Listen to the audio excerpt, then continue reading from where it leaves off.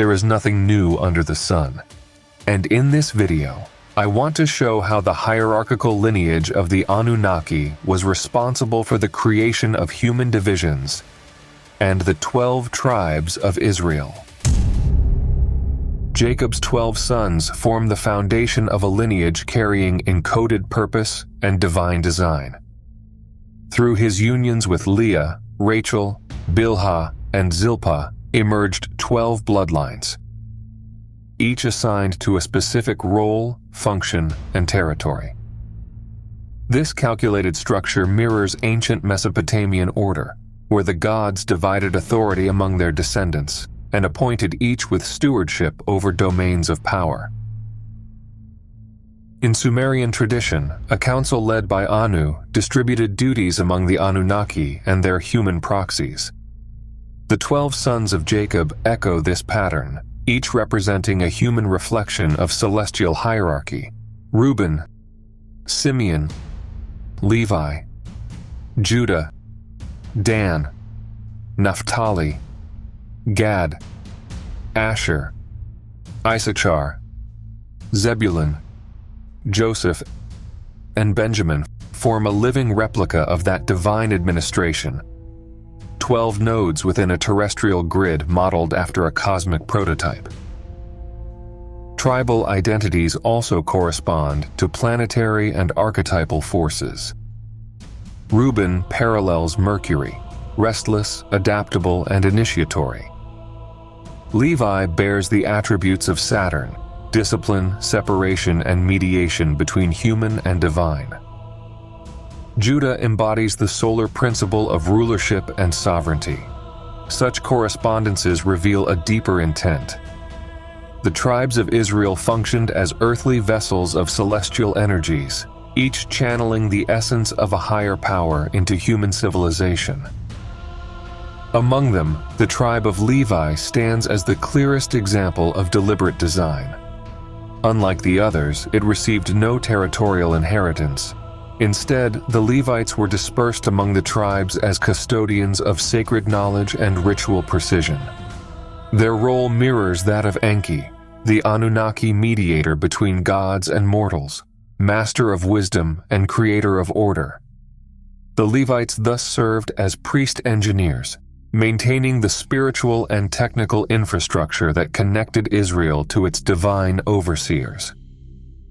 The four mothers of Jacob, Leah, Rachel, Bilhah, and Zilpah, represent distinct genetic matrices, comparable to multiple creation centers in Mesopotamian accounts. Their offspring embody specialized purposes: leadership, ritual, labor, and expansion. Birth order and maternal origin defined destiny. Reuben lost primacy, Judah ascended to kingship, and Joseph, son of the beloved Rachel, inherited the mantle of wisdom and governance. Such shifts recall divine succession myths, where authority passes by divine election rather than age, as when Enlil superseded Enki. Each lineage crystallized into a functional archetype. Judah ruled, Levi mediated, Joseph administered, Asher ensured abundance, Naphtali governed movement and communication, Dan guarded borders, Benjamin waged war, Zebulun managed trade, Issachar provided counsel and labor. The network reflected the administrative divisions of Sumer and Akkad, where each deity presided over a defined realm and hierarchy of service. Judah's lion banner represented sovereign power, paralleling Nergal, god of law and war. Naphtali's eloquence and agility reflected the essence of Inanna, goddess of transition and diplomacy. Asher's fertile prosperity echoed Ninurta's dominion over harvest and resource strategy. Joseph, the interpreter of dreams and steward of grain, embodied the mind of Enki, the keeper of wisdom and engineer of life. Through these archetypes, Israel's structure reproduced the cosmic order once governed by the Anunnaki. The 12 tribes thus emerge not as genealogical happenstance, but as a deliberate network of engineered lineages. Their system united celestial command with human execution, translating divine law into social and political architecture. Kingship, priesthood, commerce, defense, and labor formed an integrated mechanism designed to sustain equilibrium between heaven and earth. Seen through this lens, the patriarchal age marks the activation of a grand design, a civilization programmed through bloodline and symbol to continue the legacy of divine governance. The family of Jacob became a living organism of sacred administration, an instrument by which the cosmic blueprint was inscribed upon the history of humankind. When a pharaoh arose in Egypt who did not know Joseph, the families of Israel entered a period of oppression designed to suppress their expansion and influence. The Egyptians made the sons of Israel serve with harsh labor and made their lives bitter with hard service in mortar and brick and in all kinds of labor in the field. This oppression functioned as a deliberate mechanism of control, targeting the very lineages destined to shape Israel's future. Pharaoh's fear revealed the motive behind the bondage.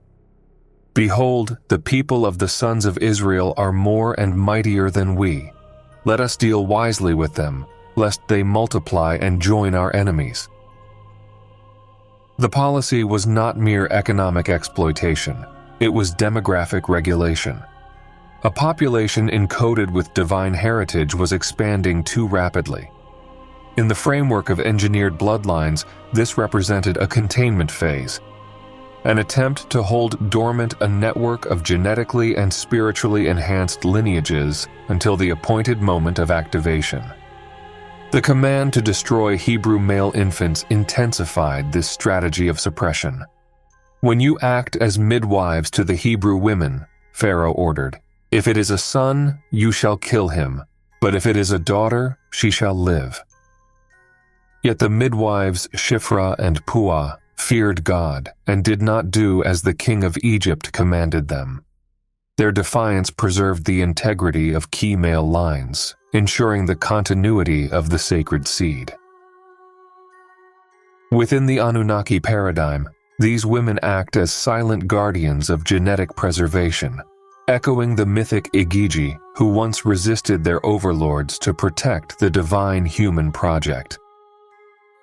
The 430 years of Israel's sojourn in Egypt signify more than historical endurance. They mark a long cycle of incubation. The tribes remained contained, their potential restrained, awaiting the signal to awaken. This extended dormancy mirrors Mesopotamian accounts of creation phases and timed releases overseen by divine administrators. That awakening came through Moses, chosen as the catalyst for liberation. At the burning bush, the divine command declared, "I have surely seen the affliction of my people. Come now, therefore, and I will send you to Pharaoh that you may bring my people out of Egypt." The call, "Let my people go," initiated the activation sequence.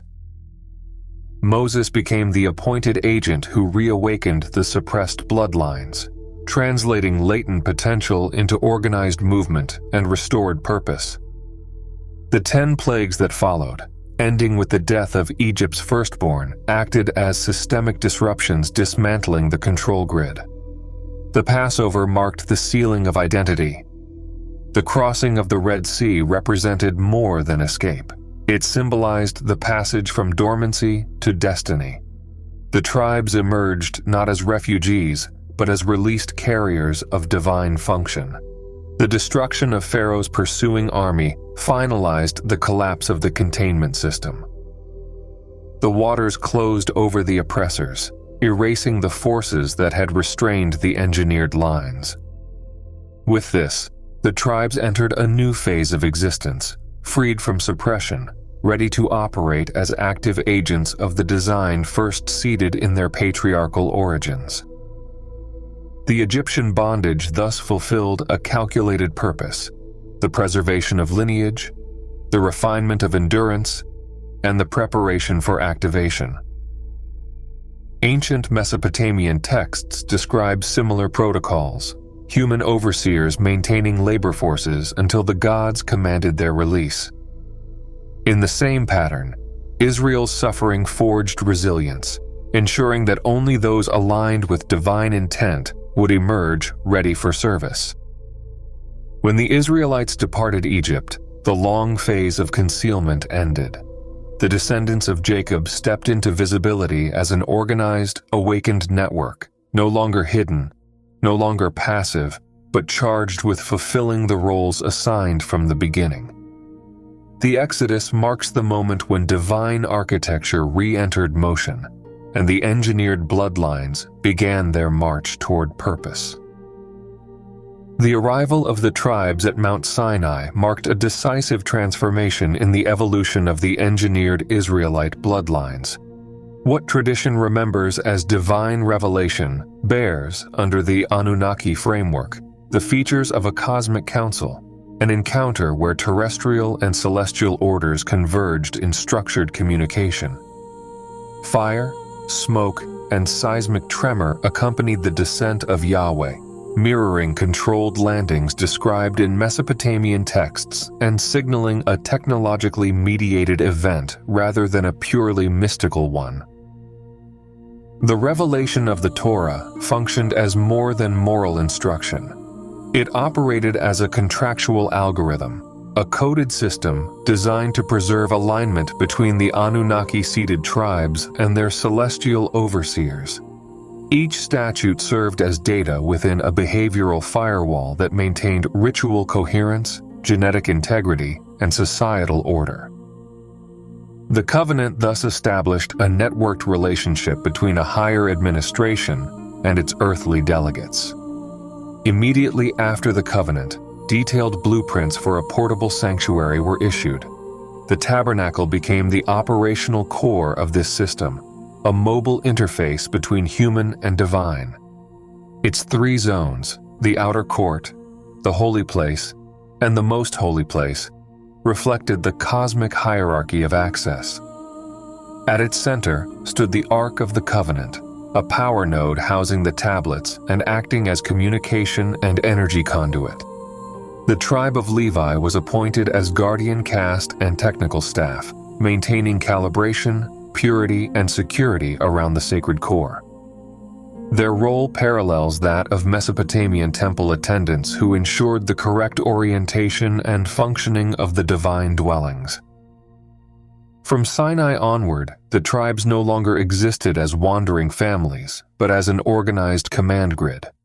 Around the Tabernacle, they formed an exact formation: Judah, Issachar, and Zebulun to the east, Reuben, Simeon, and Gad to the south, Ephraim, Manasseh, and Benjamin to the west, Dan, Asher, and Naphtali to the north. This configuration established a living map of authority, governance, labor, commerce, and defense radiating from a single center. Each banner carried a coded identity. Judah's lion signified rulership, Zebulun's ship commerce, Asher's tree abundance, and Naphtali's stag communication. When the signal to move came, silver trumpets summoned the network into motion. The Levites dismantled the sacred framework, the tribes advanced in sequence, and the tabernacle was re-established at each new station. What appeared as nomadic migration was, in essence, the relocation of an engineered organism, a self-sustaining field unit built for discipline, calibration, and continuity. Judah governed. Ephraim and Manasseh administered resources. Levi maintained ritual control. Asher and Zebulun handled provision and trade. Gad and Dan guarded the perimeters. Naphtali managed communication. Benjamin served as elite defense. Every movement reaffirmed hierarchy and preserved equilibrium within the grid. The wilderness years thus represent not chaos but deployment. The covenant provided the operating code, the tabernacle the command node, and the tribes the synchronized modules of function. Together they advanced like a terrestrial reflection of a celestial order, an activated system translating divine architecture into human civilization. By the time the tribes reached the borders of Canaan, the design was fully operational, a living network of bloodlines aligned to govern both heaven and earth.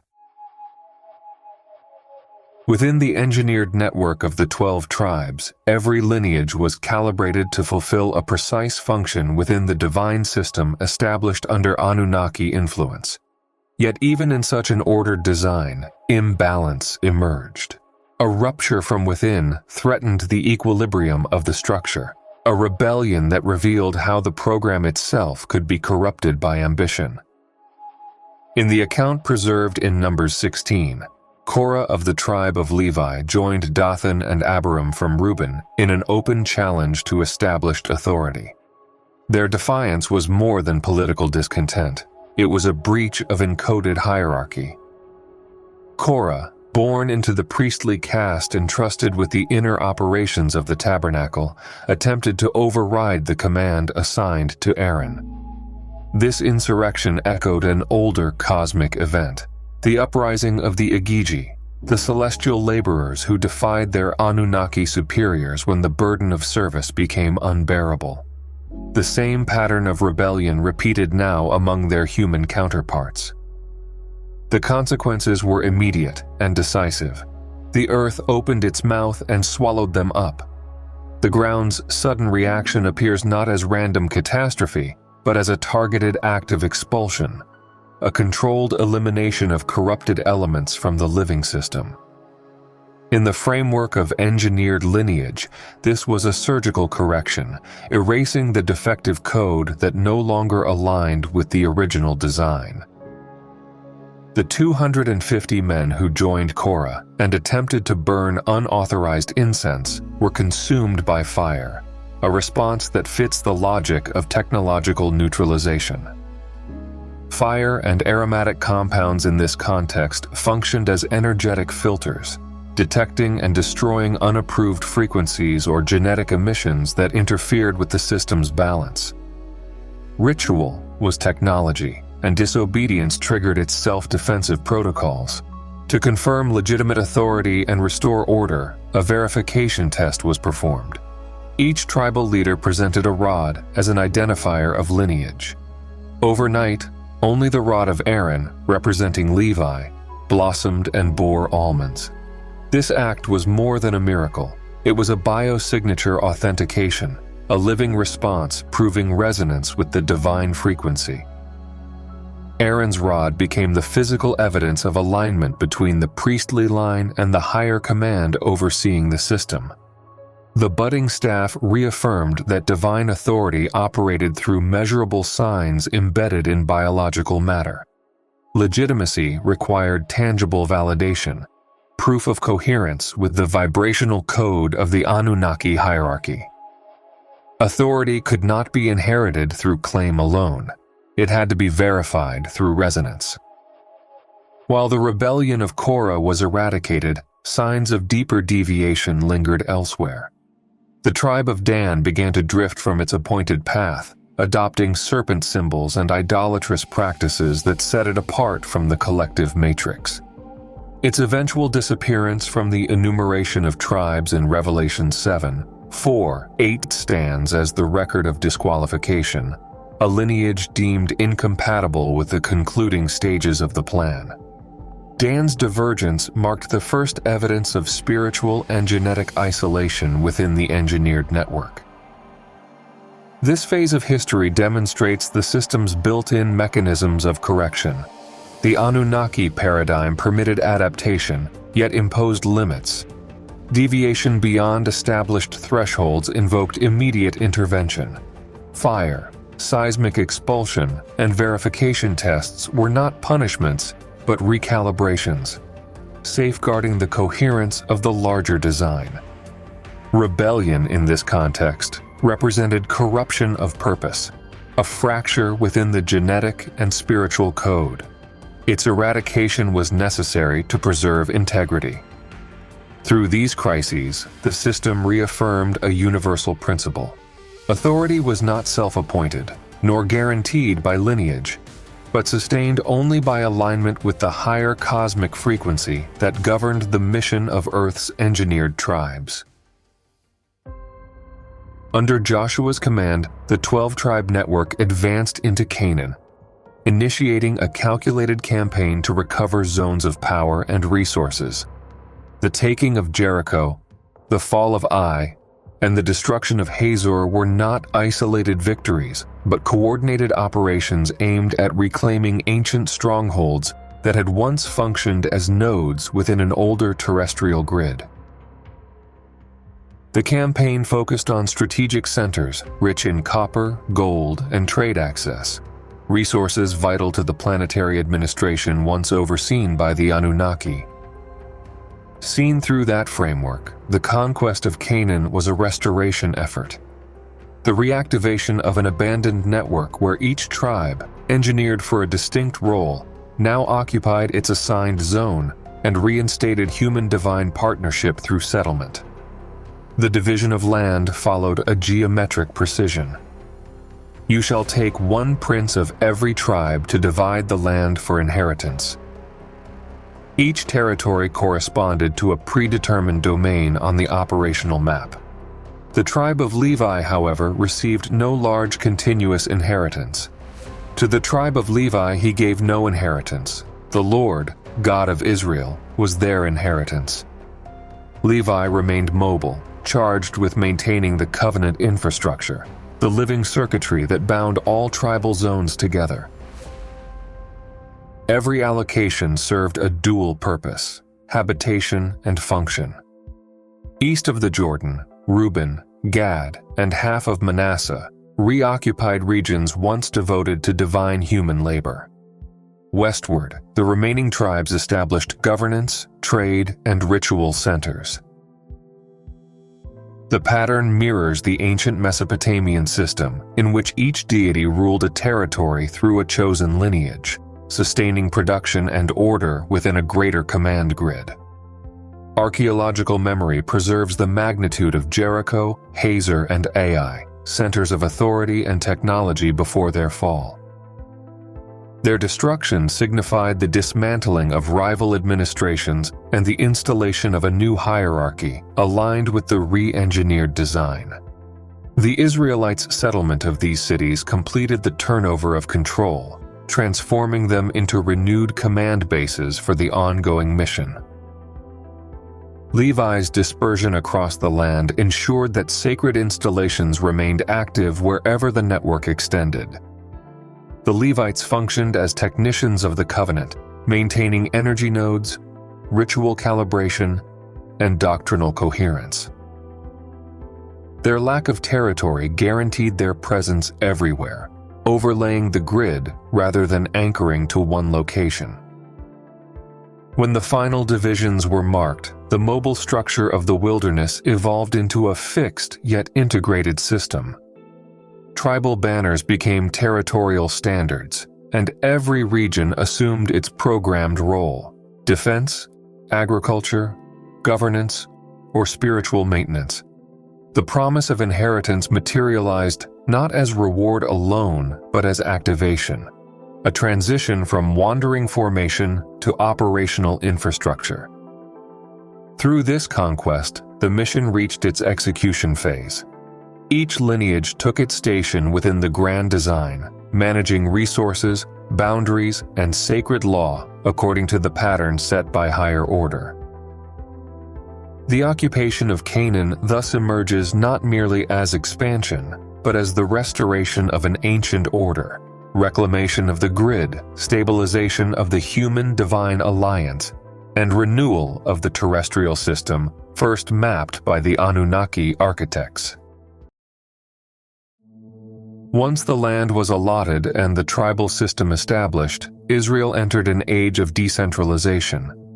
The network of 12 tribes, once unified under a singular design, began to lose cohesion. In those days, there was no king in Israel. Every man did that which was right in his own eyes. This single verse captures the disintegration of the engineered order.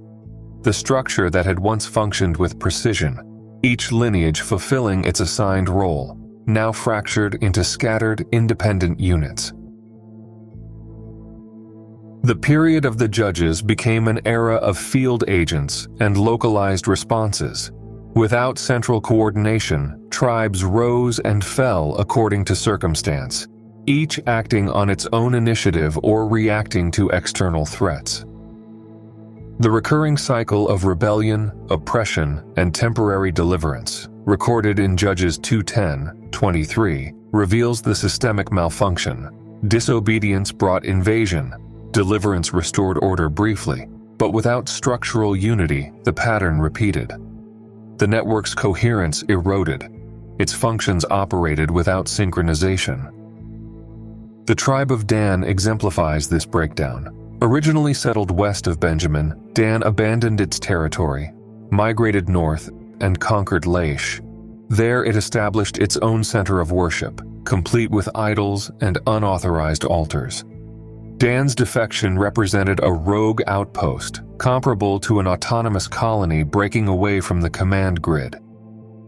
Its divergence from assigned purpose disrupted the balance of the system and foreshadowed its eventual omission from later sacred enumerations. As tribal independence deepened, the absence of central authority became intolerable. The people's demand for monarchy, "Appoint for us a king to judge us like all the nations," marked a decisive pivot. The request signified both recognition and failure. The distributed system could no longer sustain itself. The Israelites sought a return to hierarchical order, echoing the older Anunnaki model of vertical command and centralized governance. The rise of kingship was not an innovation, but a reinstatement of control, a reimposition of the top-down structure that the tribal network had replaced. Fragmentation spread through religious syncretism and internal conflict. Tribal loyalties overtook collective mission. Altars multiplied, private sanctuaries flourished, and local idols replaced the centralized ritual system.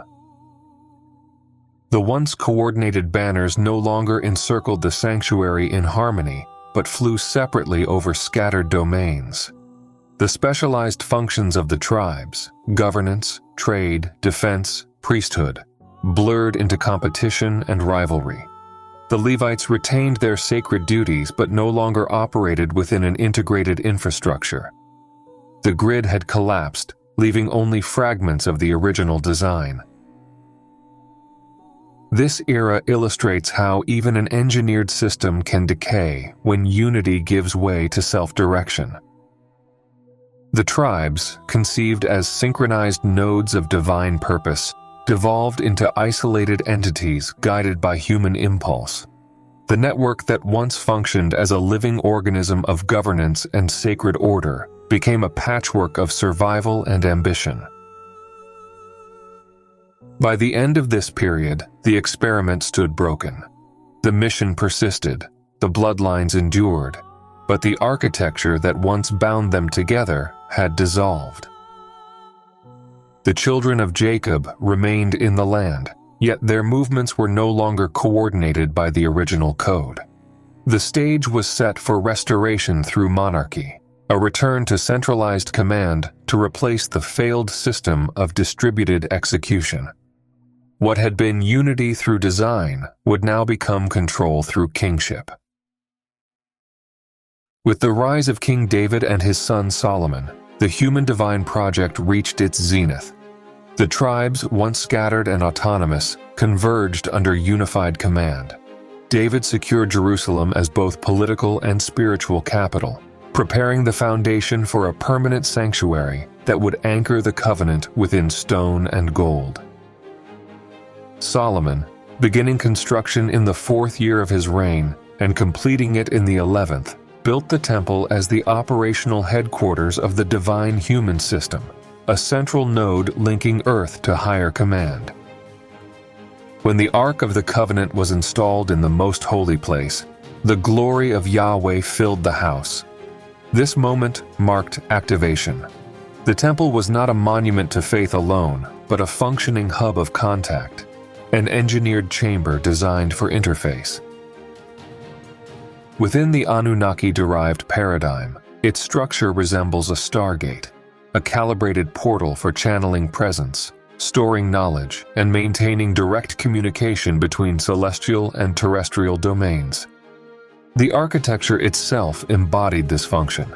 Solomon's plans describe an inner sanctuary to set there the Ark of the Covenant of Yahweh. Every detail, gold-plated chambers, olive wood cherubim rising 10 cubits high, cedar and juniper interlaced with precious metals, served resonance and containment. The temple's design mirrored the Ekur of Nippur and other Mesopotamian sanctuaries, divine chamber, human access, sacred archive. At its core, the Ark functioned as the central power container, housing the covenant tablets, the jar of manna, and the rod of Aaron. It was both archive and generator, holding the data of covenant, lineage validation, and divine commission. During this period, the tribes operated at full synchronization. Judah embodied rulership, Levi maintained ritual and technical systems, Joseph's lines, Ephraim and Manasseh, governed administration and wisdom. Asher managed prosperity and resources. Zebulun directed trade and transport. Naphtali maintained mobility and communication. Under Solomon's reign, the network expanded through alliances, Phoenician craftsmanship, Egyptian commerce, and Mesopotamian correspondence. The temple became the nexus of this global system. Gold from Ophir, cedar from Lebanon, and caravans of tribute flowed through its courts, echoing the ancient resource circuits once attributed to the Nibiruan enterprise. Yet within this perfection lay instability. Centralized monarchy replaced distributed order. Power that had once flowed through 12 coordinated nodes now concentrated in a single line. After Solomon's death, fragmentation returned. 10 tribes rebelled against his son Rehoboam, forming the northern kingdom of Israel, while Judah and Benjamin remained in the south. The schism marked a rupture in the cosmic design, a breakdown of the integrated grid. The temple remained, but its full function diminished. The channel between realms no longer resonated in harmony. Over time, the structure endured, but the system within it eroded. The Ark stayed, but its field weakened. Priests turned political, rituals became ceremony, and the sacred network that once synchronized heaven and earth decayed into routine. The northern tribes drifted, alliances faltered, and idolatry re-entered the matrix. The gold-lined halls gleamed with wealth, yet the current that once pulsed through them had faded. This phase stands as both culmination and warning. The temple embodied the pinnacle of the engineered mission, a physical convergence of divine architecture and human stewardship. But it also revealed the fragility of that design when unity gave way to hierarchy. What was built for communion became an artifact of memory. The golden age of David and Solomon shone briefly, illuminating what the human divine project could achieve at its height, and what it was destined to lose when its coherence fractured. The network of 12 tribes that once operated through visible structure and territory entered its concealed phase with the twin exiles that dismantled open sovereignty. When the northern kingdom of Israel fell, 10 tribes were deported by Assyria, as recorded in 2 Esdras 1339-45. This dispersion was more than defeat. It was a calculated relocation. Seed populations transferred into hidden domains, removed from public history yet preserved within the continuum of divine design. The later Babylonian captivity of Judah and Benjamin completed this process, placing all 12 lineages under a single veil of dormancy. The once active grid of governance, priesthood, and administration did not vanish. It entered latency. What appeared as ruin was in fact containment, a controlled suspension preserving integrity until the time of reactivation. The so-called lost tribes were not destroyed but archived, their encoded functions scattered through nations, maintaining fragments of wisdom, ritual, and governance in secret continuity. This phase transformed conquest into concealment. The exile became a mechanism of protection, concealing the human-divine synthesis from annihilation. Ezekiel's vision of the Valley of Dry Bones captured this condition. The scattered, lifeless bones representing dormant tribes awaiting the breath that would restore them. "I will put my spirit in you, and you shall live," announces not only revival, but the reassembly of the cosmic framework itself, the reunion of Judah and Joseph, the merging of divided systems into one living body. Centuries later, the prophets encoded the promise of renewal in layered visions and symbols. Isaiah foresaw the gathering of the dispersed from the four corners of the earth. Jeremiah spoke of a new covenant in which divine law would no longer be inscribed on stone, but within the human heart. Ezekiel, in his final vision, described the restored tribal map, each gate and territory perfectly arranged around a central sanctuary. Beyond the canon, the community rule from Qumran continued this expectation, foretelling two messiahs, priestly and royal, under whom the sons of Aaron and Israel would reunite. Together, these visions trace the same pattern: retrieval of the scattered, redesign of the covenant, restoration of the grid, and ordination of final governance. The prophetic books function as encrypted manuals, poetic repositories preserving the activation sequence for the hidden system. The dispersion thus served the plan: to internalize the covenant, to shift the blueprint from stone to spirit, from geography to consciousness. In the last stage of the design, the sealed lineages emerge once more.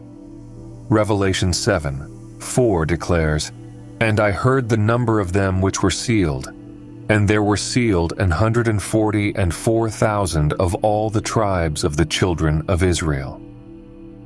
This sealing represents the confirmation of coherence within the restored network. Dan, the corrupted line, is absent. Levi, the priest-engineer tribe, is restored to central position. Integrity is purified, and only calibrated lineages advance into the final architecture. Revelation 21:12 describes the New Jerusalem, whose walls bear 12 gates inscribed with the names of the tribes. The ancient grid of Israel becomes the structural DNA of the renewed creation, each gate an interface linking human and divine realms. What once operated as terrestrial administration now forms the geometry of heaven itself. The Apocalypse of Elijah echoes this outcome. Marked lineages rise, the faithful are gathered, and the sons of the King of Peace preside over the perfected order. Here the long cycle completes. The tribes engineered in Mesopotamia, refined in Egypt, activated in the wilderness, institutionalized in the land, and hidden in exile, now reappear as sealed foundations of a new creation. The human Anunnaki partnership, long divided between heaven and earth, reunites in the architecture of light. The exile becomes return, latency becomes activation, dispersion becomes synchronization. The sealed tribes stand at the gates of the eternal city, the network fully restored, the covenant internalized, the design perfected. The blueprint that began in the stars finds its completion within humankind, a unified field of divine and human intelligence, reconnected to its celestial source, fulfilling at last the purpose inscribed in the beginning. I hope you enjoyed this text, as it is a deep dive and the result of much reflection. If you liked the video, subscribe to the channel, hit the like button, and share it. I'll see you in the next video.